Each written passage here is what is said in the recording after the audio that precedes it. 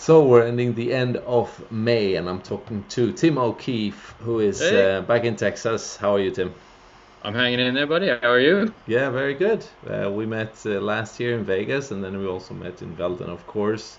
We worked together on the Intertops thing in Velden. How are you today? Have you been playing a lot? Yeah, I've been playing not too much live, but trying to avoid the live a little bit for the last few weeks, just to give myself a little break before the grind that is the Vegas and the World Series. So I've been doing a lot of online grinding, trying to stick mostly to just grinding up that bankroll for intertaps. Yeah, okay, that's nice. I mean, this is the thing coming up closest. What are your plans for this year's World Series? Yeah, well, if you remember from last year's, I was doing a nice blog because it was my first World Series, my first time out there for that whole experience. And while it was an amazing experience, we learned a lot in the first year that we are trying not to repeat again this year. We have a much more tame schedule for this year. Uh, I'm going for a lot of smaller buying events, trying to pick like the best values and things like that. People go out there for the World Series, for the bracelets and the glory chasing, but there's a lot of really good value, like much better value around Vegas going on at the time. So Of I'll course. be mixing in some smaller venues with some of the bigger bracelet events at the WSOP, but definitely much more spaced out. Yeah, of course. I mean, there's Yeah. also, I mean, it's. Do you have a blog or you're gonna have a video blog or something like that during the World Series Yeah. experience? Definitely. Gonna reread all my blogs from last year to remind myself. But the Too Fit to Fold blog will still be up and running for this. And Right. this year, I think we're gonna try and steal a page out of your book and the trooper that we used for the last ones, things like that. Those guys that are doing YouTube videos and just trying to kind of piece together some kind of video a video trip, a video tour of what's going on, and maybe even just a recap or something. But Yeah. we'll add a little bit spicier this year. Yeah. What are the dates that you're gonna be in Vegas?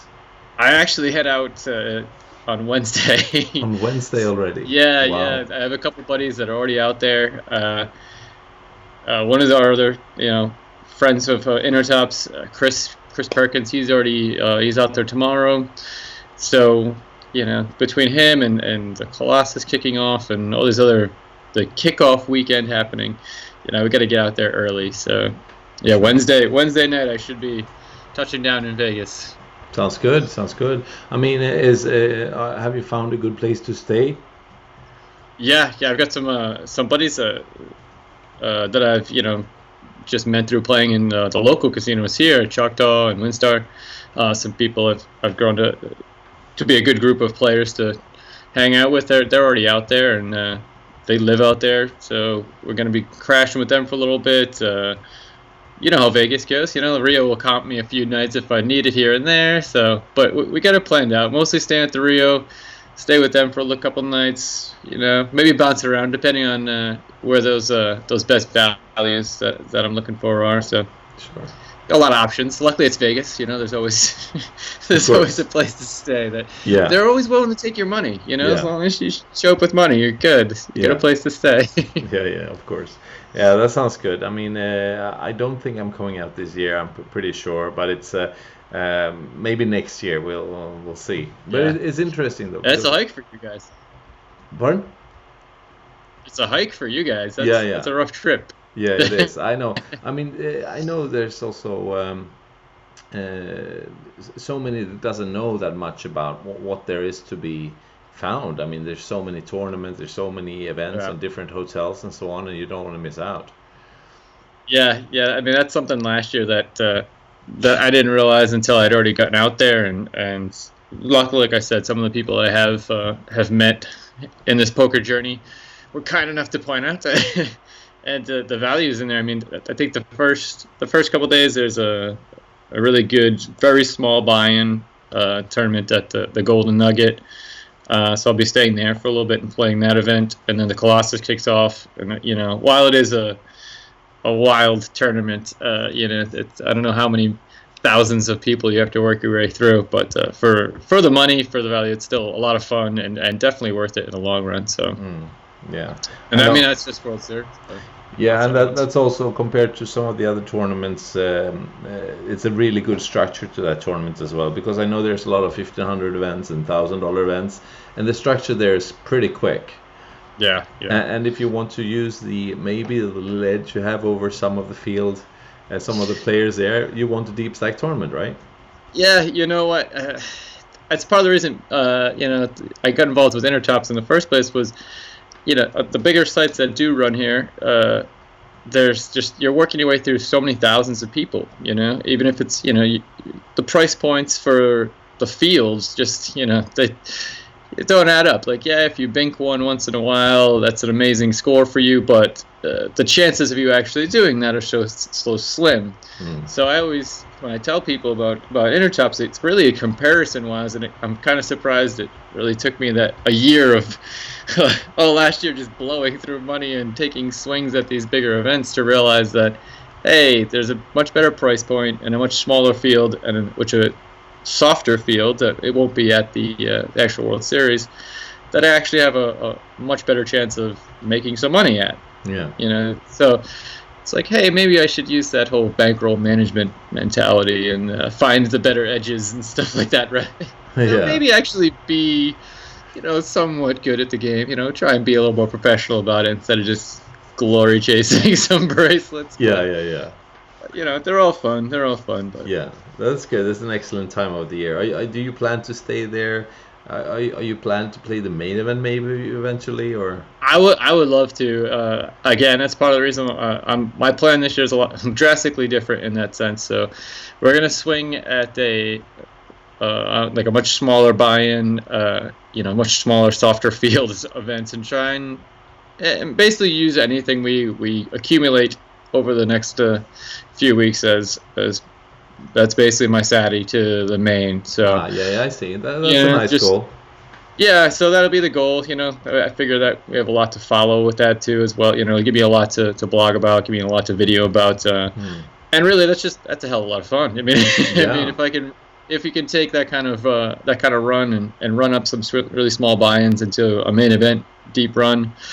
I mean, that's living the dream right there. That's it. That's poker player dream come true. So yeah, that's a good plan. I mean, you can play you can play satellite $500 or $1,000 buy-in just before the main event, but that's pretty tough. It's 1 in 20 or 1 in 10 that you're gonna make it. Yeah, I did. I think I did 3 satellites last year like that. Yeah. Because in the mornings they do the $1,500, I believe it is for satellite. I think it's like a $185 buy-in first thing in the morning at the Rio. Yeah. And you run one of those into, like you said, like 1 in 10 or 1 in 8 or something, and they're tough. I mean, and not so much as the fields are very tough. I mean, for the mains, they're pretty tough. Yeah. So you got to deal with just the structures being really, really fast, and that's really what makes it difficult. And then you add that same structure basically to a main event satellite against much tougher players. Yeah, I know. I mean, I remember seeing like Liv Beret or whatever, like at the table next to me when I was at this teeny little 185 table, and they were playing the $1,000 or $1,500 whatever it was satellite for the main, and thinking, wait. Yeah. She is much better than I am. It's not fair. And she's doing a satellite that I wanted to get into. I'm like, and just you look around the room, and it's not just her. I mean, there's just so many huge name pros that are, if they're smart about it, that is the way to go. Yeah. So not the type of people I want to try and win money from. Oh, that's good. No, but it's going to be interesting to. Yeah. No, it's going to be exciting to follow you and see how it goes. And I mean, I'm sure you're also the kind of guy, since you're working with Intertops as well, you will report, even if it's not only positive news, right? Yeah, that was one of the things last year that was you got to swallow your pride and report the bad stuff. In a sense, it was really, really good for my poker longevity, though. You learn a lot about about every part of the game, about yourself, about things you're doing wrong, things you're doing right, things that you need to be more prepared for in the future. it was a really good, eye-opening learning experience last year. That while it wasn't fun to report about the losses, it was definitely good to keep you humble and in check. Yeah. Yeah. That's really good. No, we'll see. I'm pretty sure. I mean, have you worked on your game a bit? Yeah, I actually I've been trying to review a lot of stuff. This time around, I've been doing a lot more hand history reviews. Working with my poker tracking software and things like that, trying to step my game up that way. Working around with some of the other players that, like I said, I've become friends with. I figure that's one of the best ways to learn. You get a good group of players, you actually respect their play and can give you honest feedback. That's always helpful. And like I said, just going through this whole journey, coming, as this little dog, just trying to go for that poker dream. And meeting all these players, as I go through the WSOP circuits and stuff like that, it's always the same players and the local players, and just getting feedback from them and really talking in hands over and things like that. So I feel like that's become a big part of my game. The numbers and the stack size management and push fold and Nash, all that stuff. You can get that stuff down, but if you're not plugging the leaks in your game through the review and stuff like that, I think you're ever going to really evolve as a player. So I hope that pays off. Yeah. You it's also one of those swallow your pride moments. Of course. It's like, hey, what are you doing wrong?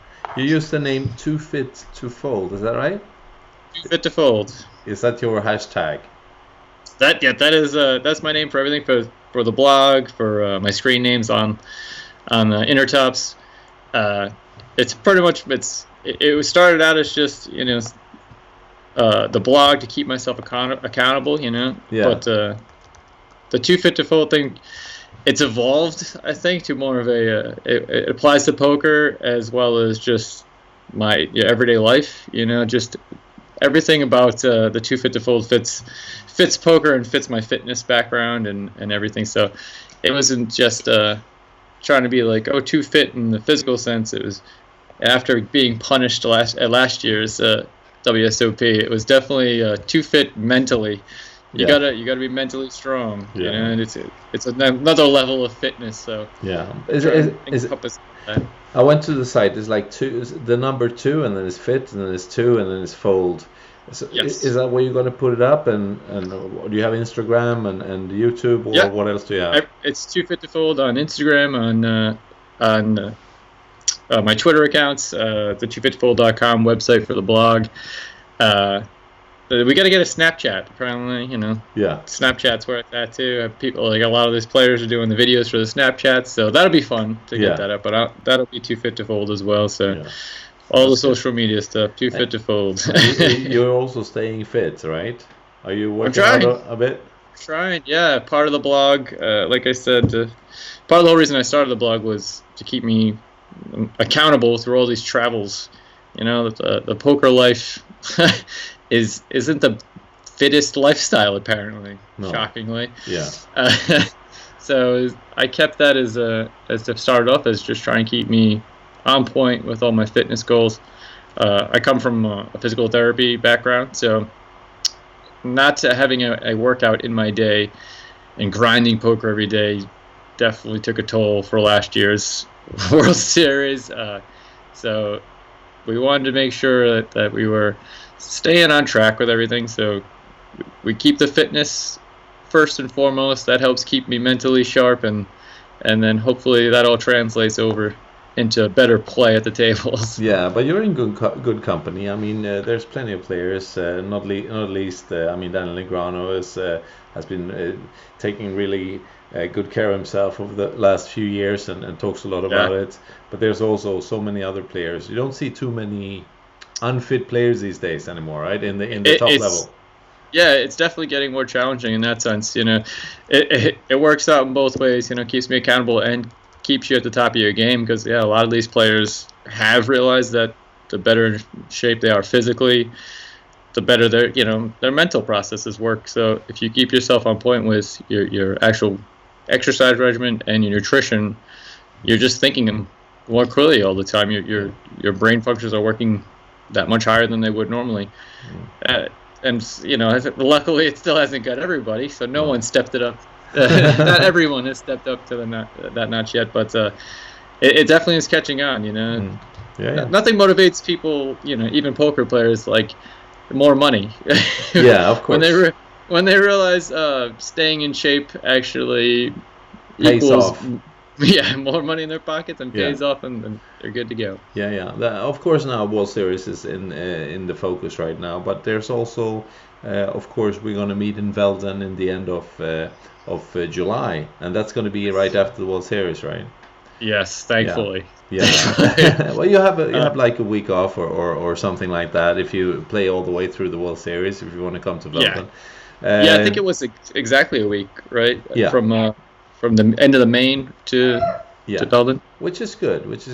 There's also some qualifiers, and I think there's one big one coming up. Do you have the dates and the time for that qualifier? Yeah. We have next, not this Sunday, but next Sunday, the 11th, I believe. We kick off our very last satellite for the Velden event. We're running satellites, smaller ones, to work our way up right now from, I think, as little as $1. Mm-hmm. We run the $1, $3, and $10 satellites all run up to $100 main event. Satellite finale on the 11th of June. Yeah. It's $4,500 package. Probably gets 5 nights stay, a few $100 for travel expenses, and I believe the buy-in is insane. It's like $2,700 or something. I forget. Yeah. I mean, it's just absurd. So, I mean, honestly, just like what we just talked about, Intertops is where it's at. We're gonna go battle it out for thousands of players at the World Series for little amounts, and hope to weed through these insane fields. And then it's almost like this is going to be a nice downtime. Smaller field, bigger buy-in, better chance of cashing, kind of reward vacation. You know, it's like everything about it is just perfect after the World Series. The venue is just so relaxed and fun, and there's just always something else to do, even when you're not playing poker. Mm-hmm. That after the grind that is the World Series and Vegas for the month of June. Velden is by far the best spot for poker, and I think a place to go chill out. No, it was my premiere there last year. I haven't been there before, and it's such a well-kept secret as well as a little village in Austria. So it's absolutely beautiful, and they call it Poker EM, the European Meisterschaft, which is like the European Championship in a way. So, So I mean, what do you think about the tournament directors and the venue and the arrangement overall? Oh, I mean, everything about last year. I mean, it's Poker EM, right? Yeah. They handled our the Seafeld satellites as well. Yeah. The Seafeld tournaments as well. So we had them. That's how I started with Intertops in the first place. Is I won the satellite to Seafeld, Austria, and Poker EM was at that one, and then a few months later, I'm back at it with you guys in Velden last year, and they run these tournaments so well. They make them so fun. I've actually never been in a tournament where they gave you stuff for showing for buying in. Yeah. I wish I had it on me to whip out, put it on camera. It's an incredibly useful phone charger. The battery packs. This says Poker EM on it. It's so simple but genius. I remember. It comes in so handy at the poker tables. But little things like that. They get every little detail for poker players. They are 100% all about taking care of the players for these tournaments. They make great structures, great buy-ins.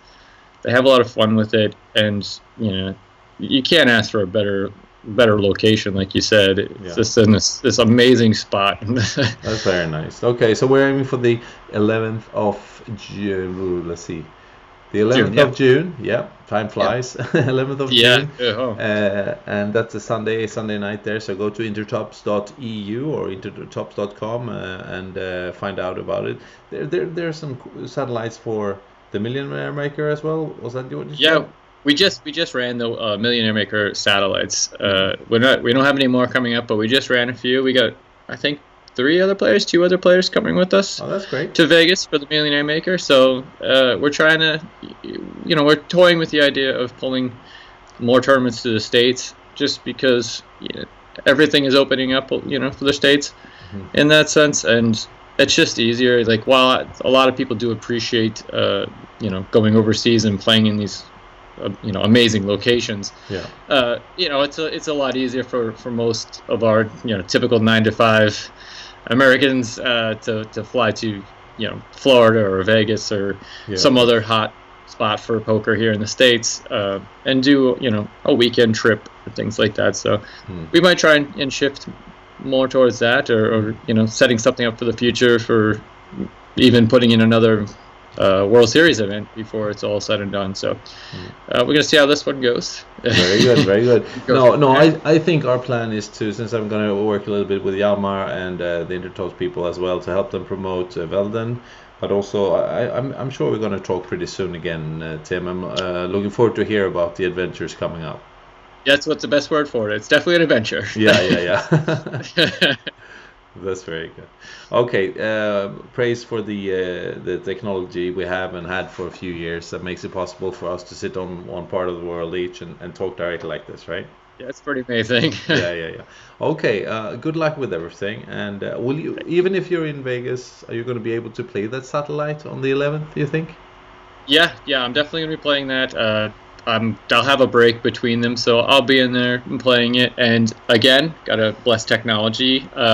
Intertops is also just launched their mobile app, so we have actually mobile technology again for Intertops. So you can get on any tablet or Mac or a PC now and bring up the mobile version. So we just released that I think 2 weeks ago now. All right, it might be like a week and a half. And it works. So yeah, it's working out amazing, and it's one of those things where it's very specific, and something like, hey, if I did really good in a World Series event or one of these other tournaments, I can just break out the old tablet and sit there at the table playing live and also grinding online. So I'll be there one way or the other. I'll be on that satellite. That sounds very good. Okay, Tim, good talking to you. And as I said, we'll talk very soon again. Awesome. All right. Take care.